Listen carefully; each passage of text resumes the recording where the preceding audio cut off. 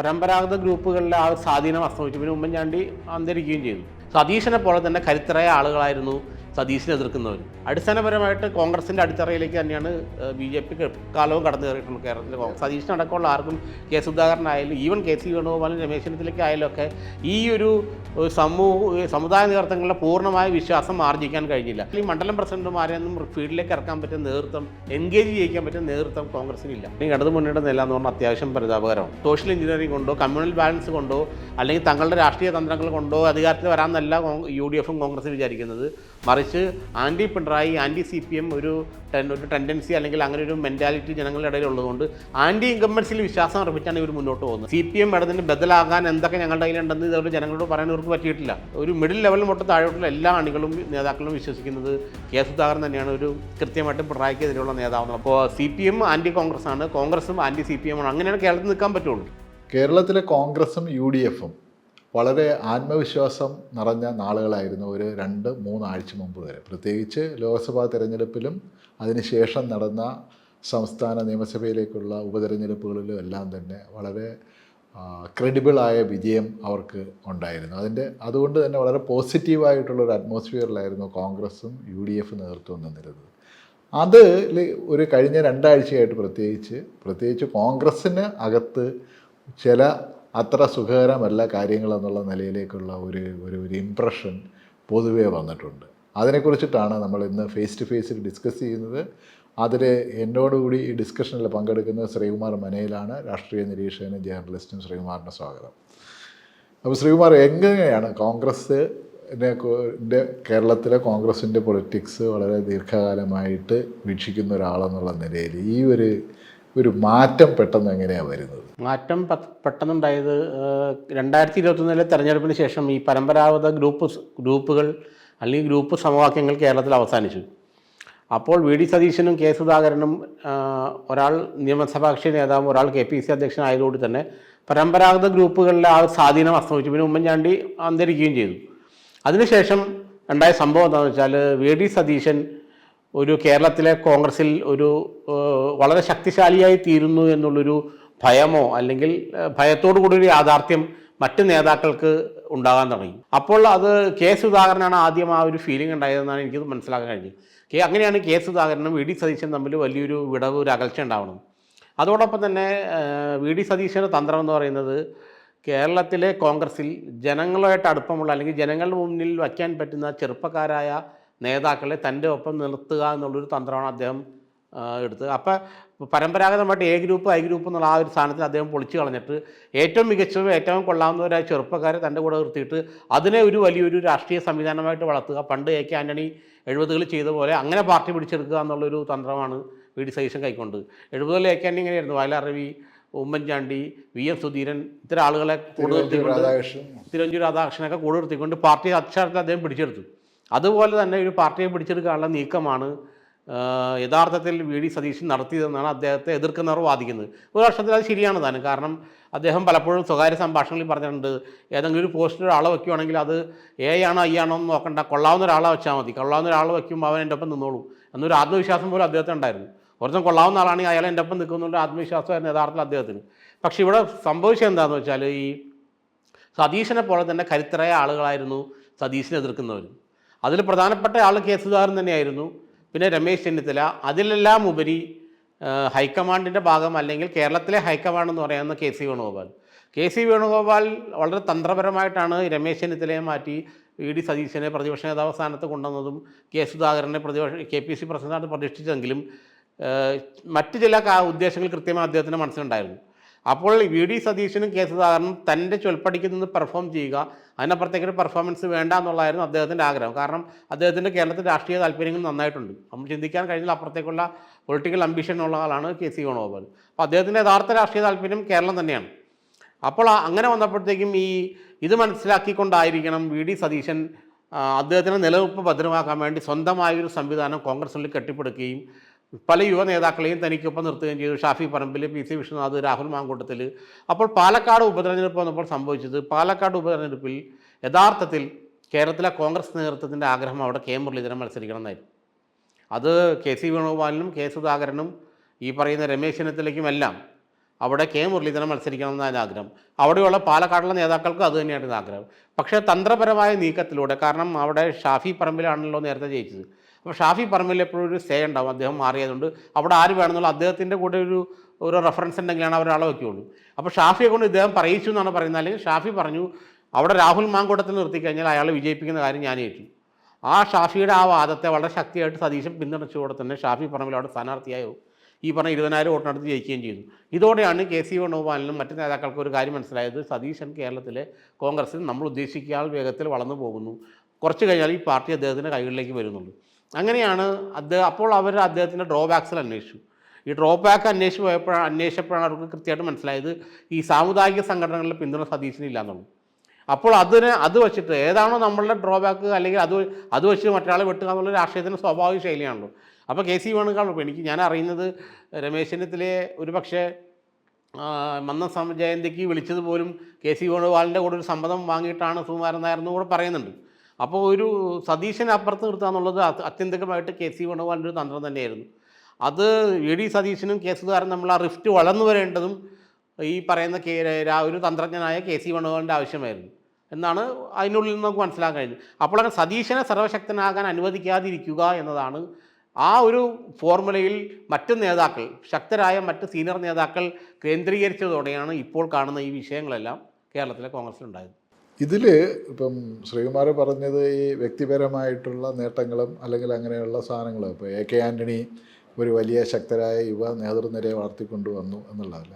പക്ഷേ അത് ആ കാലം വളരെ ഇതായിരുന്നു, വളരെ വ്യത്യാസമായിരുന്നു. കാരണം വളരെ പോസിറ്റീവായിട്ടുള്ള കോൺഗ്രസിൻ്റെ ഒരു കാലമായിരുന്നു. ഇന്ദിരാഗാന്ധി 70കളിൽ അവരുടെ ഏറ്റവും വലിയ പ്രോഗ്രസീവ് ഫേസ്, അങ്ങനെയൊക്കെ ഉള്ളൊരു കാലം ഉണ്ടായിരുന്നു.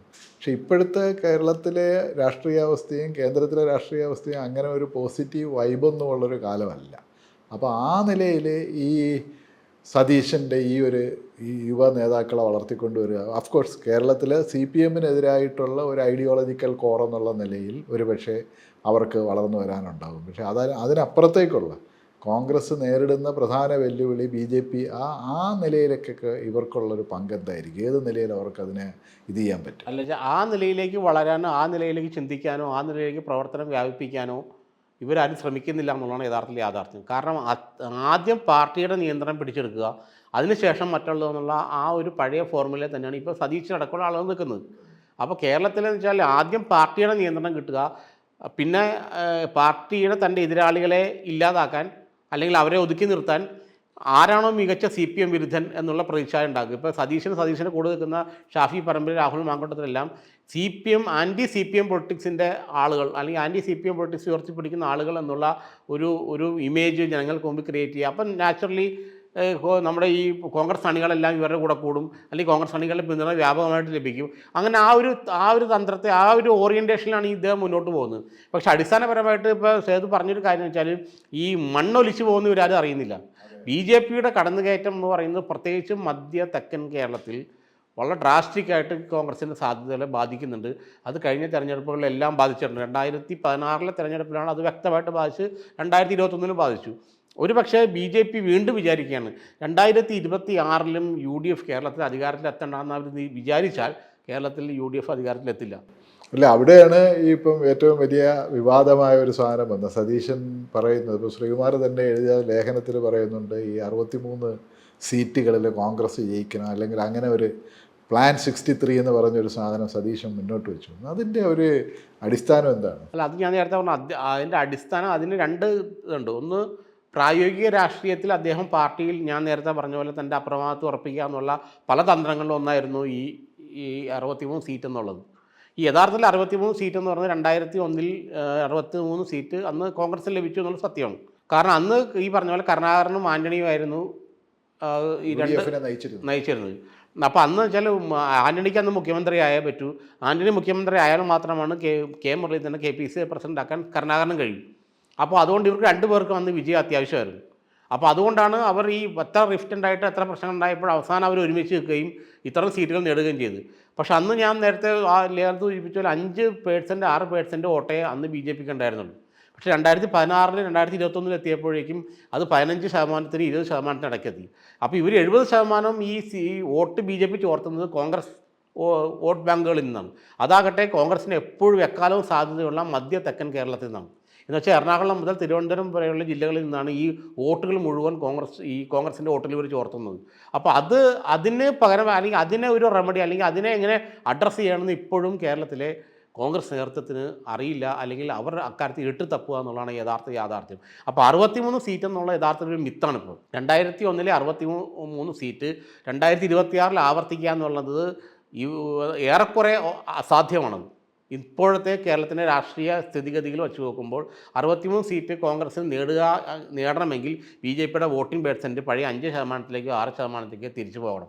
കുറച്ച് അവർ CPMൻ്റെ വോട്ടുകളും കവർന്നെടുക്കുകയാണെങ്കിൽ തന്നെയും അടിസ്ഥാനപരമായിട്ട് കോൺഗ്രസിൻ്റെ അടിത്തറയിലേക്ക് തന്നെയാണ് BJP കാലവും കടന്നു കയറിയിട്ടുള്ളത്. പൊതുവെ പറയുന്നത് കോൺഗ്രസിൻ്റെ നായർ അല്ലെങ്കിൽ ആ നിലയിലുള്ള സവർണ സമുദായത്തിൻ്റെ വോട്ടിലാണ് BJP വലിയ ശക്തമായ കടന്നുകയറ്റം നടത്തിയിട്ടുള്ളത്. അപ്പോൾ ആ നിലയിൽ അതിനെ പ്രതിരോധിക്കുന്നതിൽ കോൺഗ്രസിൻ്റെ കയ്യിൽ ഇതുവരെ ഒരു വളരെ ക്രിയേറ്റീവായിട്ട് ആ നിലയിൽ എന്തെങ്കിലും അവർ ശ്രമിച്ചതായിട്ട് നമുക്ക് അറിവില്ല. ഇപ്പം ശ്രീകുമാർ പറഞ്ഞ പോലെ ഇപ്പോൾ CPMൻ്റെ വോട്ടിലും BJP കടന്നു കയറിയിട്ടുണ്ട്. പക്ഷേ കോൺഗ്രസ്സിന് അത്ര പോയതുപോലെയല്ല. പക്ഷേ ഇവിടെ പൊതുവിൽ മീഡിയ മുഴുവൻ പറയുന്നത് CPMൻ്റെ ഈഴവ വോട്ട് ബേസ് താഴോട്ട് പോകുന്നു, അല്ലെങ്കിൽ BJP പോകുന്നു. പക്ഷേ അത് പറയുമ്പോഴത്തേക്ക് പലരും ഈ കോൺഗ്രസിൻ്റെ നായർ വോട്ട് അല്ലെങ്കിൽ അവരുടെ ഒരു സവർണ ബേസ് അതിൽ ഇത് പ്രത്യേകിച്ച് ഇപ്പം ക്രിസ്ത്യൻ സമുദായത്തിലെ ഒരു വിഭാഗത്തിൻ്റെ വോട്ടെങ്കിലും BJPക്ക് കിട്ടുന്ന നിലയിലേക്ക് നമ്മൾ മാറിയിട്ടുണ്ട് കേരളത്തിൽ. ഇതെല്ലാം തന്നെ ഉൾക്കൊള്ളുന്ന നിലയിലുള്ള ഒരു നേതൃത്വമാണോ സതീശൻ നടത്തുന്നത്? ഇല്ല, അത്തരത്തിലുള്ളൊരു ആ ഒരു പൊളിറ്റിക്കൽ സെനാരിയോ അഡ്രസ്സ് ചെയ്യാൻ പറ്റിയ നേതൃത്വം ഇപ്പോൾ കോൺഗ്രസ്സിലില്ല. അത് ഉണ്ടായിരുന്ന ഏക ആൾ ഉമ്മൻചാണ്ടിയായിരുന്നു. അദ്ദേഹം മരിച്ചുപോയി. കാരണം എല്ലാ സമുദായങ്ങൾക്കും അക്സെപ്റ്റബിളായിട്ടുള്ള കരുണാകരന് ശേഷം ആൻ്റണിക്ക് ശേഷം ഒരു പരിധിവരെ എല്ലാ സമുദായങ്ങൾക്കും അക്സെപ്റ്റബിളായിട്ടുള്ള ഏക കോൺഗ്രസ് നേതാവ് ഉമ്മൻചാണ്ടിയായിരുന്നു. കാരണം അദ്ദേഹത്തിന് ഓരോ സമുദായ നേതാവിനെ കൃത്യമായിട്ട് പേര് വിളിച്ച് പറഞ്ഞ് സംസാരിച്ച് കാര്യങ്ങൾ ഡീൽ ചെയ്യാനുള്ള കഴിവും ആ സമുദായ നേതാക്കൾക്ക് അദ്ദേഹത്തെയും വളരെ വിശ്വാസമായിരുന്നു. പരസ്പര വിശ്വാസമുണ്ട്. കാരണം അദ്ദേഹത്തിൻ്റെ രാഷ്ട്രീയം എപ്പോഴും പരസ്പര വിശ്വാസത്തിൽ അധിഷ്ഠിതമാണ്. അപ്പോൾ അത് വെച്ചാൽ അത് വിൻ ഗെയിമാണ് ഈ ഉമ്മൻചാണ്ടിയുടെ പൊളിറ്റിക്സ് എപ്പോഴും. അവർക്കും ഗുണമുണ്ടാവും, എനിക്കും ഗുണമുണ്ടാവും എന്നുള്ളത്. അപ്പോൾ അതെപ്പോഴും കോൺഗ്രസിൻ്റെ ഒരു മുഖമുദ്രയായിരുന്നു. അങ്ങനെയാണ് കോൺഗ്രസ് വിജയിച്ചുകൊണ്ടിരുന്നത്. പക്ഷേ ഇവർക്ക് ഇപ്പോൾ അതിനുശേഷം വന്നവർക്ക് ആർക്കും സതീശനടക്കമുള്ള ആർക്കും കെ സുധാകരനായാലും ഈവൻ KC വേണുഗോപാലും രമേശ് ചെന്നിത്തലയ്ക്ക് ആയാലും ഒക്കെ ഈ ഒരു സമുദായ നേതൃത്വങ്ങളുടെ പൂർണ്ണമായ വിശ്വാസം ആർജിക്കാൻ കഴിഞ്ഞില്ല, പ്രത്യേകിച്ച് VD സതീശന്. കാരണം വെച്ചാൽ കേരളത്തിൽ UDF കേരളത്തിൽ ഉണ്ടാക്കിയത് തന്നെ 81 ഡിസംബർ മാസത്തിൽ കെ കരുണാകരൻ ഉണ്ടാക്കുമ്പോൾ തന്നെ ഇതൊരു സമുദായങ്ങളുടെ കോൺഫെഡറേഷൻ എന്നുള്ള നിലയിലായിരുന്നു. അതെ, താങ്കളുടെ ഒരു ലേഖനത്തിൽ താങ്കൾ അത് കൃത്യമായിട്ട് പറയുന്നുണ്ട്. പൊളിറ്റിക്കൽ ഫോർമേഷൻ അല്ല, അതൊരു സമുദായങ്ങളുടെ കോൺഫെഡറേഷൻ. കാരണം അങ്ങനെയേ CPMനെ തടയാനൊന്നും പറ്റുള്ളായിരുന്നു. അപ്പോൾ എല്ലാ പാർട്ടികളും, അപ്പോൾ കേരള കോൺഗ്രസ്സുകൾ, ക്രൈസ്തവ പിന്തുണയുള്ളത്, NDP, NSN, NDP, SRP, SNDPയുടെ അങ്ങനെയുള്ള ഈ എല്ലാ സമുദായങ്ങളിലും പിന്തുണയുള്ള ഈവൻ ധീവര സമുദായത്തിൽ നിന്ന് വരെ ആളുകളെ അവിടെ ദിനകരനെയൊക്കെ അദ്ദേഹം MLA ആക്കി. അപ്പോൾ അങ്ങനത്തെ ഒരു എല്ലാ സമുദായങ്ങളെയും CPMനെ എതിരെ നിർത്തിക്കൊണ്ടുള്ള ഒരു പൊളിറ്റിക്കൽ പ്ലാറ്റ്ഫോം ഉണ്ടാക്കുക എന്നുള്ളത് അത് നന്നായിട്ട് വിജയിക്കുകയും ചെയ്തു. ആ വിജയമായിരുന്നു ഈ അടുത്ത കാലം വരെ കോൺഗ്രസിൻ്റെ അടിസ്ഥാന ബേസ് എന്ന് പറയുന്നത്. അതുകൊണ്ട് തന്നെ എല്ലാ സമുദായത്തിൽ നിന്ന് ആ പാർട്ടിയിൽ നേതാക്കളുണ്ടായിരുന്നു. പക്ഷേ ഇതെല്ലാം ഗ്രാജുവലി അത് പ്രധാനപ്പെട്ട ഇല്ലാതാകാൻ കാരണം 2025 കെ കരുണാകരൻ പിളർന്ന് DAC ആയി പോയതാണ്. അതോടുകൂടി തന്നെ പറ്റിയത് എന്താണെന്ന് വെച്ചാൽ കോൺഗ്രസിൻ്റെ ഹിന്ദു ബേസുകൾ പതിയെ ഇല്ലാതാകാൻ തുടങ്ങി. പ്രത്യേകിച്ച് നായർ സമുദായത്തിൽപ്പെട്ട നേതാക്കളെല്ലാം കരുണാകരൻ 80% കരുണാകരൻ്റെ കൂടെയായിരുന്നു. അവരെല്ലാം പോയി. പിന്നെ ഈഴവ സമുദായത്തിന് അടിസ്ഥാനപരമായിട്ട് വിശ്വാസം കെ കരുണാകരനായിരുന്നു.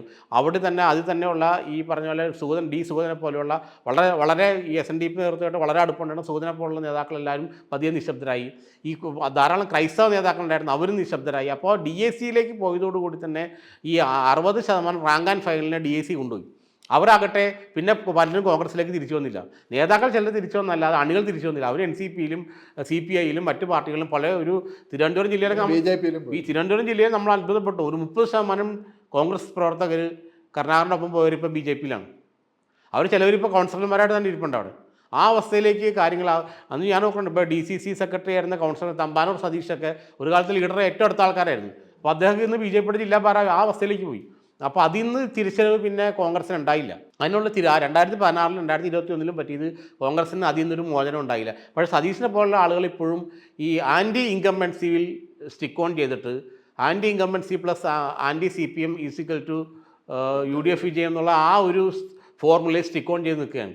അപ്പോൾ അപ്പോഴും ഈ താഴെത്തട്ടിലുള്ള ആളുകളെ എൻഗേജ് ചെയ്യിക്കുക, പാർട്ടി കോൺഗ്രസ് ആയിട്ട് മറ്റു എൻഗേജ് ചെയ്യിക്കാൻ ഇവർക്ക് പറ്റുന്നില്ല. കാരണം വെച്ചാൽ ഈ കോൺഗ്രസിൻ്റെ സ്വഭാവം അനുസരിച്ച് മണ്ഡലം പ്രസിഡന്റോട്ട് താഴേക്കുള്ളവർ ഫീൽഡിൽ ഇറങ്ങിയാൽ മാത്രമേ വോട്ട് കിട്ടുള്ളൂ. മണ്ഡലം പ്രസിഡന്റ്, മണ്ഡലം ഭാരവാഹികൾ, ബൂത്ത് പ്രസിഡന്റ് ഇവർ താഴേക്ക് ഇറങ്ങി ചെന്ന് ഇവരാണ് സ്ലിപ്പ് കൊടുക്കുന്നത്, ആളുകൾ കാണുന്നത്. അപ്പോൾ കോൺഗ്രസിൻ്റെ ഒരു പ്രശ്നം എന്ന് വെച്ചാൽ കോൺഗ്രസ് വോട്ടുകൾ എപ്പോഴും ഒരു ടെൻഡേറ്റീവ് വോട്ടുകളാണ്. അപ്പോഴത്തേക്കും വന്ന് കണ്ട് ചേട്ടാ നമ്മുടെ പാർട്ടിയിൽ ഒന്ന് വോട്ട് ചെയ്യണമെന്ന് പറഞ്ഞാൽ ശരി ചെയ്തേക്കാം എന്ന് വയ്ക്കും.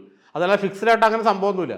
അപ്പോൾ അങ്ങനെ വന്ന് പറയുമ്പോൾ 2 പ്രാവശ്യം വന്ന് കയറി കഴിയുമ്പോൾ ശരി എന്നാൽ നിങ്ങൾ പറഞ്ഞല്ലേ 2 വോട്ട് കോൺഗ്രസിന് ചെയ്തേക്കാം എന്ന് പറഞ്ഞ് വോട്ട് ചെയ്യുന്ന 4 പേരുണ്ടെങ്കിൽ 2 വോട്ട് അങ്ങനെയാണ് വോട്ട് കിട്ടിക്കുന്നത്. പക്ഷേ ഇപ്പോൾ എന്ന് വെച്ചാൽ ഈ മണ്ഡലം പ്രസിഡന്റുമാരെയൊന്നും ഫീൽഡിലേക്ക് ഇറക്കാൻ പറ്റുന്ന നേതൃത്വം, എൻഗേജ് ചെയ്യിക്കാൻ പറ്റുന്ന നേതൃത്വം കോൺഗ്രസിനില്ല. അത് സതീശനും സുധാകരനും അതിന് കഴിഞ്ഞില്ല എന്നുള്ളതാണ് അതിൻ്റെ യഥാർത്ഥ വസ്തുത. അതാണ് ഈ തിരിച്ചടിക്കുള്ള പ്രധാന കാരണം. ഇപ്പോഴും ഈ ഒരു സിറ്റുവേഷൻ ഇങ്ങനെ നിൽക്കുമ്പോൾ നമുക്ക് 2 ഇലക്ഷനാണ് കേരളത്തിൽ ഇനി പ്രധാനമായിട്ട് വരുന്നത്. ഒന്ന് പഞ്ചായത്ത്, മുനിസിപ്പൽ കോർപ്പറേഷൻ ഇലക്ഷൻസ്, പിന്നെ നിയമസഭാ ഇലക്ഷൻസ്. ഇതിനു മുമ്പ് ഈ കോൺഗ്രസ്സൊക്കെ, അപ്പോൾ കോൺഗ്രസ്സിനകത്തുള്ള ഈ പിണക്കങ്ങൾ സ്വാഭാവികമായിട്ട് UDF-നകത്ത് തന്നെയും റിഫ്ലക്റ്റ് ചെയ്യുമല്ലോ. UDF-ൻ്റെ പ്രധാന പാർട്ട്നേഴ്സായിട്ടുള്ളവർ. ഇപ്പോൾ അതിനിപ്പോൾ ഉദാഹരണത്തിന് ഇപ്പോൾ ഇവർ സതീശൻ ഇപ്പോൾ ഈ മലയോര ജാഥ എന്നൊക്കെ പറഞ്ഞിട്ട് സാധനം നടത്തുന്നു എന്നുള്ളത് വലിയൊരു ഇത് നടത്തുന്നു. ഇത്തരം പ്രശ്നങ്ങളുണ്ട് അല്ലെങ്കിൽ ഇത്തരം ഒരു ഇനിഷ്യേറ്റീവ് കൊണ്ട് ഇപ്പോഴത്തെ ഈ വിഷയങ്ങൾ മറികടന്ന് കോൺഗ്രസ്സിനും UDF-നും ഒരു വളരെ ഏകീകൃതമായിട്ട് അല്ലെങ്കിൽ ഒരു ഐക്യത്തോടെ നിൽക്കുന്ന ഒരു ഫോർമേഷൻ ആവാൻ പറ്റുമോ? എങ്ങനെയാണ് അതിൻ്റെ ഒരു കാരണം വെച്ചാൽ ഇപ്പോൾ CPM-ൻ്റെ അല്ലെങ്കിൽ ഇടതുമുന്നണിയുടെ നില എന്ന് പറഞ്ഞാൽ അത്യാവശ്യം പരിതാപകരമാണ്. അവിടെ വെച്ചാൽ ഈ പിണറായിക്ക് ശേഷം പ്രളയം എന്നുള്ളൊരു ചിന്ത വന്നതോടെ തന്നെ ഇപ്പം മന്ത്രിമാരായ CPM നേതാക്കൾ പോലും മുഖ്യമന്ത്രിയുടെ രക്ഷയ്ക്ക് പോലും എത്താത്തൊരവസ്ഥയിൽ അങ്ങനെയൊക്കെ ഒരു പരസ്പര അവിശ്വാസത്തിൻ്റെ അന്തരീക്ഷം അവിടെയുണ്ട്. അപ്പോൾ അതിനെ മുതലെടുക്കുക എന്നുള്ളതാണ് മാത്രമാണ് കോൺഗ്രസിൻ്റെ ഏക സ്ട്രാറ്റജി ഇപ്പോഴുള്ളത്. അപ്പോൾ പിണറായിക്കെതിരെ വീഴുന്ന വോട്ട് UDF-ന് അനുകൂലമാകും എന്നുള്ള പ്രതീക്ഷയിലാണ് യഥാർത്ഥത്തിൽ ഈ ഈ മലയോര മേഖലാ ജാഥ എല്ലാം ഉൾപ്പെടുന്നത്. ആൻറ്റി പിണറായിസത്തിൻ്റെ വോട്ട് UDF-ന് ഗുണം ചെയ്യും. അതുവഴി അധികാരത്തിലേക്ക് വരാമെന്നുള്ള ഒറ്റ പ്രതീക്ഷ മാത്രമേ നിലവിൽ UDF-നുള്ളൂ. അപ്പോൾ സ്വന്തം സംഘടനാശേഷി കൊണ്ടോ അല്ലെങ്കിൽ നേരത്തെ പറഞ്ഞ പോലെ സോഷ്യൽ എഞ്ചിനീയറിംഗ് കൊണ്ടോ കമ്മ്യൂണൽ ബാലൻസ് കൊണ്ടോ അല്ലെങ്കിൽ തങ്ങളുടെ രാഷ്ട്രീയ തന്ത്രങ്ങൾ കൊണ്ടോ അധികാരത്തിൽ വരാമെന്നല്ല UDF-ഉം കോൺഗ്രസും വിചാരിക്കുന്നത്. മറിച്ച് ആൻറ്റി പിണറായി, ആൻറ്റി CPM ഒരു ടെൻഡൻസി അല്ലെങ്കിൽ അങ്ങനെ ഒരു മെൻറ്റാലിറ്റി ജനങ്ങളുടെ ഇടയിൽ ഉള്ളതുകൊണ്ട് ആൻറ്റി ഇൻകംബൻസിൽ വിശ്വാസം അർപ്പിച്ചാണ് ഇവർ മുന്നോട്ട് പോകുന്നത്. അപ്പോൾ നമ്മുടെ ഈ ബൈ ഇലക്ഷനിൽ 3 എണ്ണത്തിലും കണ്ടത് ആൻറ്റി ഇൻകംബൻസി തന്നെയായിരുന്നു. പാലക്കാടായാലും തൃക്കാക്കര ആയാലും, പിന്നെ തൃക്കാക്കരയും പുതുപ്പള്ളിയും എന്ന് പറഞ്ഞാൽ ബേസിക്കലി CPM വിരുദ്ധ മണ്ഡലങ്ങളാണ്. തൃക്കാക്കര ഒരു കാലത്തും CPM ജയിക്കാനുള്ള സാധ്യത നന്നേ കുറവാണ്. പുതുപ്പള്ളി അതുപോലെ തന്നെ. പിന്നെ പാലക്കാടും ഈ പറഞ്ഞ CPM വളരെ അപൂർവമായിട്ട് ജയിച്ചിട്ടുള്ളൂ. നമ്മൾ ഈ 3 മണ്ഡലങ്ങൾ എടുക്കുമ്പോഴത്തേക്കും ഈ 3 മണ്ഡലങ്ങളും പ്രത്യേകത പാലക്കാട് എനിക്ക് 96-ൽ നൗഷാദ് ജയിച്ചിട്ടുണ്ട്. അത് വളരെ കുറച്ച് വോട്ടാണ് CM സുന്ദരത്തിനെതിരെ. 600 വോട്ടിനും മറ്റേ ജയിച്ചു. പിന്നെ ദിവാകരൻ അതും 1200 വോട്ടിന്. അങ്ങനെയൊക്കെ വളരെ CPM-ന് കാര്യമായ ഒരു റോളില്ലാത്ത മണ്ഡലമാണ് പാലക്കാടെന്ന് പറഞ്ഞത്. അതുപോലെ തന്നെ തൃക്കാക്കര എന്ന് പറഞ്ഞാൽ പൂർണ്ണമായും മിഡിൽ ക്ലാസ് മണ്ഡലമാണ്. ഞാൻ ആ മണ്ഡലത്തിൽ പെട്ട ആളാണ്. പൂർണ്ണമായും മിഡിൽ ക്ലാസ് മണ്ഡലമാണ്. പിന്നെ പുതുപ്പള്ളി എന്ന് പറയുന്നത് ബേസിക്കലി പറഞ്ഞ 70-ന് ശേഷം അവിടെ CPM ജയിച്ചിട്ടില്ല. അപ്പോൾ അതുകൊണ്ട് ഈ രാഷ്ട്രീയ കാലാവസ്ഥകൾ പരമ്പരാഗതമായി കോൺഗ്രസിന് അനുകൂലമായ മണ്ഡലങ്ങളിലെ വിജയത്തിൻ്റെ ഒരു എന്താ പറയുക ആ ഒരു ഇല്യൂഷനിലോ ആ ഒരു ഹാങ് ഓവറിലോ ആണ് ഇവർ യഥാർത്ഥത്തിൽ മറ്റ് സംഭവവികാസങ്ങളെ കാണുന്നത്. അതുപോലെ തന്നെ ചേലക്കര മണ്ഡലത്തിൽ മെജോറിറ്റി കുറഞ്ഞുവെങ്കിലും CPM ആ നിലനിർത്തി എന്ന് പറയുന്നത് അവരുടെ ഒരു കോർ വോട്ട് ബേസ് അവിടെ നിലനിൽക്കുന്നുണ്ടോ എന്നുള്ളതിൻ്റെ തെളിവല്ലേ? CPM-ൻ്റെ അടിസ്ഥാന വോട്ട് ബാങ്കുകൾ ഒന്നും സംഭവിച്ചിട്ടില്ല എന്നുള്ളതാണ് ഈ നിയമസഭാ ബൈ ഇലക്ഷനിൽ നമുക്ക് മനസ്സിലാകുന്നത്. ഈവൻ പാലക്കാട് പോലും സലീം എന്ന് പറഞ്ഞ സ്ഥാനാർത്ഥി നിർത്തിയിട്ട് പോലെ 600 വോട്ട് അവർ കൂടുക ചെയ്ത്. അപ്പോൾ അടിസ്ഥാന വോട്ട് ബാങ്കിൽ ഒരിക്കലും ഒരു ഇടിവ് വന്നിട്ടില്ല. അപ്പോൾ പിന്നെ പുതുപ്പള്ളിയിലേക്ക് ഉമ്മൻചാണ്ടിയുടെ മരണം കൊണ്ടായ ഉമ്മൻചാണ്ടി ജയിച്ച 7000 വോട്ടിനാണ് 2021-ൽ. അപ്പോൾ ഉമ്മൻചാണ്ടിയുടെ മരണം ഉണ്ടാക്കിയ ആ ഒരു തരംഗമാണ് യഥാർത്ഥത്തിൽ ചാണ്ടി ഉമ്മനെ അവിടെ ഇത്രയും ഭൂരിപക്ഷത്തിലേക്ക് കൊണ്ടുവന്നത്.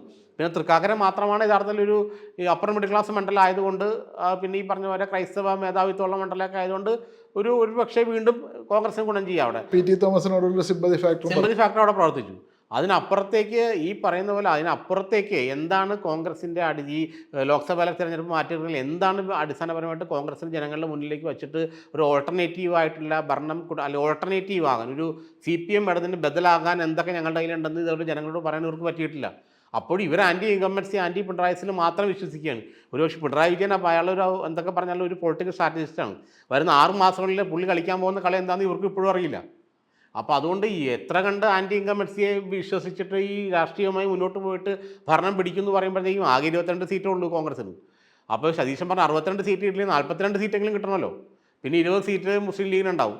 പിന്നെ എല്ലാം കൂടെ കൂട്ടിയാൽ 73 സീറ്റ് എന്ന് പറഞ്ഞാൽ ആ ഒരു പോയിൻ്റ് അത്ര എളുപ്പമല്ല അറ്റൈൻ ചെയ്യാന്നുള്ളത്. പക്ഷെ അത് ഇപ്പോഴും ഇവർക്ക് മനസ്സിലാകുന്നില്ല. ഇവർ പലരും ജയിച്ച് ചില DCC ഭാരവാഹികളൊക്കെ ഏതോ കോർപ്പറേഷൻ ചെയർമാൻ അതുവരെ കണ്ടുവച്ച് കഴിഞ്ഞു. കാർ വരെ ബുക്ക് ചെയ്ത ആൾക്കാരുണ്ടെന്നാണ് പറയുന്നത്. അപ്പോൾ അതുകൊണ്ട് അത്ര എളുപ്പമല്ല എന്നുള്ളത് അവരിപ്പോഴും മനസ്സിലാക്കിയിട്ടില്ല. ഇതിന് നമ്മുടെ ഈ ഡിസ്കഷൻ അവസാനിപ്പിക്കുന്നതിന് മുമ്പ് ഇപ്പോഴത്തെ ഏറ്റവും വലിയ ഇത് സുധാകരനെ വീണ്ടും മാറ്റും, പുതിയ പ്രസിഡന്റ് വരും, KPCC പ്രസിഡന്റ് വരും എന്നെല്ലാമല്ല പറയുന്നത്. അത് എത്രത്തോളം പ്രായോഗികമാണത്? സുധാകരനെ മാറ്റുക എന്നുള്ളത് ഒരു ടാസ്ക്കാണ്. കാരണം സുധാകരൻ അത്ര ചെറിയ ആളല്ല. കാരണം പ്രത്യേകിച്ച് സുധാകരനിൽ ഈ CPM അദ്ദേഹത്തിൻ്റെ രക്തത്തിൽ ഇപ്പോൾ കോൺഗ്രസ്സിൽ എപ്പോഴും CPM പൊളിറ്റിക്സിന് എപ്പോഴും അതിൻ്റെ ഒരു ഇതുണ്ട്. കാരണം CPM പൊളിറ്റിക്സ് ഹോൾഡ് ചെയ്യുന്ന ആളുകൾക്ക് എപ്പോഴും കോൺഗ്രസിൽ സ്വാധീനം ഉണ്ടാവും. നമ്മൾ BJP എന്തൊക്കെ പറഞ്ഞാലും അടിസ്ഥാനപരമായിട്ട് CPM കോൺഗ്രസ് ആണ്, കോൺഗ്രസും CPM ആണ്. അങ്ങനെയാണ് കേരളത്തിൽ നിൽക്കാൻ പറ്റുള്ളൂ. കേരളത്തിൽ അങ്ങനെ നിൽക്കാൻ പറ്റുള്ളൂ. അപ്പോൾ മാത്രമല്ല ഈ പറഞ്ഞാൽ ഒത്തിരി അടിയും തല്ലൊക്കെ കൊണ്ട് കഴിഞ്ഞ 8 വർഷമായിട്ട് നിരന്തരമായിട്ട് തല്ലും അടിയും കേസൊക്കെ ഉണ്ട്. നിരവധി യൂത്ത് കോൺഗ്രസ്സിനും കേസുകാരൊക്കെ ഉണ്ട്. അപ്പോൾ അവരൊക്കെ മനസ്സിൽ CPM വിരോധമുണ്ട്. കാരണം വെച്ചാൽ CPM വിരോധം ഉറപ്പായിട്ട് അവർക്കുണ്ട്. അപ്പോൾ അതിൻ്റെ എല്ലാം റെപ്രസെൻറ്റേറ്റീവായിട്ട് നിൽക്കുന്നത് ആൾ സുധാകരനാണ്. അപ്പോൾ സുധാകരനെ ആ സ്ഥാനത്ത് നിന്ന് മാറ്റുക എന്ന് പറയുന്നത് ഹൈക്കമാൻഡിനും കേരളത്തിലെ കോൺഗ്രസ് നേതൃത്വത്തിനൊക്കെ ഒരു ടാസ്ക്കാണ്, ഒരു ഹെർക്കുലിയൻ ടാസ്ക് എന്നൊക്കെ പറയുന്ന പോലെ. പിന്നെ ആദ്യം വെച്ച് അദ്ദേഹത്തെ റീപ്ലേസ് ചെയ്യും. ഈ പറയുന്ന ബെന്നി ബെഹനാൻ, ആൻ്റണി ഒന്നും സുധാകരന് പകരമാവില്ല. അദ്ദേഹത്തിന് പകരമായിട്ട് പറഞ്ഞ അടൂർ പ്രകാശ് പോലും സുധാകരന് പകരമാവില്ല. കാരണം അയാളുടെ ട്രാക്ക് റെക്കോർഡ് അത്രയ്ക്കുണ്ട്. അപ്പോൾ അതുകൊണ്ട് ഇപ്പോഴും പാർട്ടിയിലെ വലിയൊരു വിഭാഗം ആൾക്കാർ ആഗ്രഹിക്കുന്നത് സുധാകരൻ തുടരണമെന്ന് തന്നെയാണ്. പക്ഷേ VD സതീശൻ അദ്ദേഹം നമ്മൾ ഏറ്റുമുട്ടലിൽ ഇനിയും നീട്ടിക്കൊണ്ട് പോയി കഴിഞ്ഞാൽ, പണ്ട് ഉമ്മൻചാണ്ടിയും സുധീരനും നമ്മൾ ഏറ്റുമുട്ടലിൽ പാർട്ടിയുടെ തകർച്ചയിൽ അല്ലെങ്കിൽ ആ സാധ്യതകൾ അവസാനിപ്പിച്ച പോലെ ഇതും അവസാനിപ്പിക്കുമെന്നുള്ള ഭയം ഹൈക്കമാൻഡുണ്ട്. കാരണം ഹൈക്കമാൻഡ് 26-ൽ കേരളത്തിൽ കോൺഗ്രസ് ഭരണം വരണമെന്ന് അവർ ആഗ്രഹിക്കുന്നുണ്ട്. കാരണം പ്രിയങ്ക ഗാന്ധി നേരത്തെ രാഹുൽ മത്സരിച്ചപ്പോൾ പ്രിയങ്ക മത്സരിച്ചു. അപ്പോൾ ഇനി അടുത്ത തവണയും പ്രിയങ്കയോടെ മത്സരിക്കുമ്പോൾ ഒരു കോൺഗ്രസ് ഭരണം ഉണ്ടെങ്കിലാണ് അവർക്ക് അതിനൊരു ഈ പറയുന്ന പോലെ ഒരു മാത്രമല്ല അവരുടെ നാഷണൽ ലെവലിലുള്ള കോൺഗ്രസിനെ സംബന്ധിച്ചിടത്തോളം കേരളത്തിലെ വിജയം വളരെ അത്യന്താപേക്ഷിതമാണ്. നാഷണൽ ലെവലിൽ അവർക്ക് ഒരു സ്റ്റാച്ചർ വേണമെന്നുണ്ടെങ്കിൽ. അതെ അതെ അതെ അതെ. പിന്നെ മാത്രമല്ല ഈ പറഞ്ഞ പോലെ സാമ്പത്തികമായിട്ട് എല്ലാത്തിനും ഒരു കോൺഗ്രസിന് ഒരു ഉണർവ് ഉണ്ടാവണമെങ്കിൽ ഒരു സൗത്ത് ഇന്ത്യയിൽ ഒരു സ്റ്റേറ്റ് കിട്ടിയാൽ മതിയാവും. അപ്പോൾ ഭരണം കളയാന്നുള്ള കോൺഗ്രസ് ചിന്തിക്കാൻ പറ്റുന്നില്ല. മാത്രം CPM അവിടെ ദുർബലമായി കഴിഞ്ഞു കേന്ദ്രത്തിലൊക്കെ. അപ്പോൾ ഇന്ത്യ മുന്നണിയിൽ അവർ എത്ര ആൾ അവരെ കൊണ്ട് അടക്കാൻ പറ്റുമെന്നുള്ള കാര്യത്തിൽ കോൺഗ്രസ് സംശയമുണ്ട്. അപ്പോൾ ഇനി CPM ആയിട്ടുള്ള ഒരു പൊളിറ്റിക്കൽ അങ്ങനെയൊന്നും ഇനി എന്തായിട്ട് കാര്യമില്ല, പ്രാക്ടിക്കലി അത് നടക്കില്ല. കാരണം CPM ഏറെക്കൂടെ ദുർബലമാണ്. ആകെ 2-3 സീറ്റുള്ളൂ. അവർ ഇന്ത്യ മുന്നണി നിന്നാലും നിന്നില്ലെങ്കിലും പ്രത്യേകിച്ച് പ്രയോജനമൊന്നുമില്ല. പണ്ടത്തെ 60 സീറ്റും 45 സീറ്റൊന്നും CPM ഇല്ലല്ലോ. അപ്പോൾ ഇന്ത്യ മുന്നണിയിൽ CPM ഒരു വലിയ അനിവാര്യമായ ഘടകമല്ലാത്ത സ്ഥിതിക്ക് കേരളത്തിൽ ഭരണം പിടിച്ചേ മതിയാവും കോൺഗ്രസ്സിന്.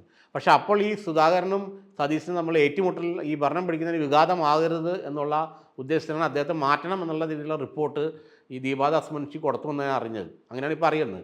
അപ്പോൾ കേൾക്കുന്ന പേര് അടൂർ പ്രകാശിൻ്റെ ആണെന്ന് പറയുന്ന അല്ലെങ്കിൽ പല പേരുകളും വരുന്നുണ്ട്.